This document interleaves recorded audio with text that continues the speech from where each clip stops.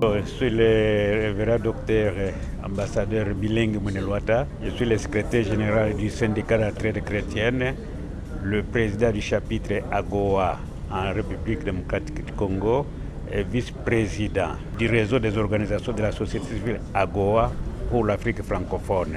On m'a demandé de parler pendant cette matinée de quels sont les plaidoyers pour le maintien durable de la République démocratique du Congo dans le mécanisme AGOA. Et voilà les sujets que j'ai à développer.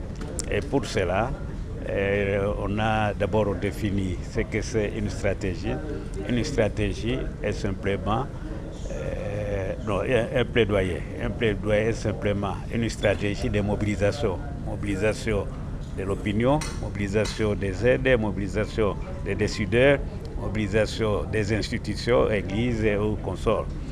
Et puis, on a fait voir que le plaidoyer vient compléter la diplomatie faite par les gouvernementaux, mais aussi le lobbying fait par les privés.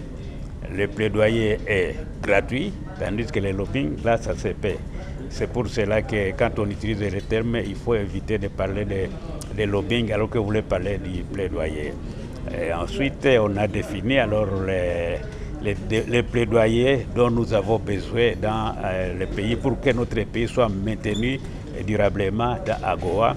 D'abord, du point de vue objectif, dont nous avons besoin dans le pays, c'est ce plaidoyer qui amène les cibles, les décideurs et les autres à faire de sorte que le pays soit maintenu longtemps, c'est-à-dire respecter les critères, les conditions d'éligibilité à AGOA. Ça, c'est du point de vue objectif. Du point de vue approche, ça doit être un plaidoyer avec l'approche locale, provinciale, nationale, internationale. À tous ces niveaux-là, il y a des cibles et des méthodes appropriées. Et ensuite, selon les résultats est que le Congo soit maintenu durablement dans le programme AGOA.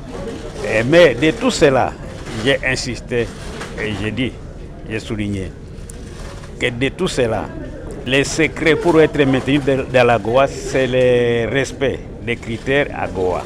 Il y a l'économie des marchés, il y a les règles des droits, il y a la protection des droits internationaux et des travailleurs, mais aussi il y a le pluralisme politique, mais aussi au-dessus de cela, vous avez un système de lutte contre la corruption. Voilà les critères qu'il faut et vous pouvez ajouter d'autres. Si nous respectons ces critères-là, nous pouvons rester là pendant longtemps. Et si nous ne les respectons pas, nous avons le risque d'être éliminés chaque fin du mois parce que le président américain, chaque année, désigne les pays éligibles. Et si vous n'êtes pas désigné, c'est-à-dire que vous êtes exclu. Et à ce moment-là, pour être désigné, il faut respecter ces normes-là.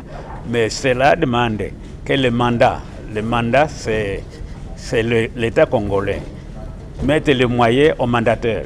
Le mandataire, c'est celui qui va réaliser les plaidoyers.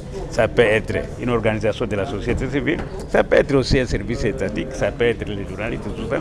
Mais le mandat doit disponibiliser les moyens, mais aussi savoir identifier les alliés. S'il n'y a pas des alliances solides, et aussi le plaidoyer ne peut pas réussir.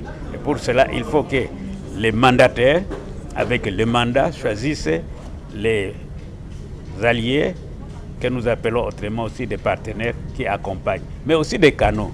Vous faites passer votre message par celui-là et celui-là qu'on appelle des canaux. Et tout ça, ça doit s'organiser correctement pour que les plaidoyers puissent réussir. Par exemple, si vous allez faire passer un message auprès du président américain, vous avez à ce moment-là à choisir un canal, et le canal, ça ne peut être un congressman ou encore un chef religieux très puissant aux États-Unis, comme Billy Graham. Et là, vous avez un canal par lequel vous faites passer votre message.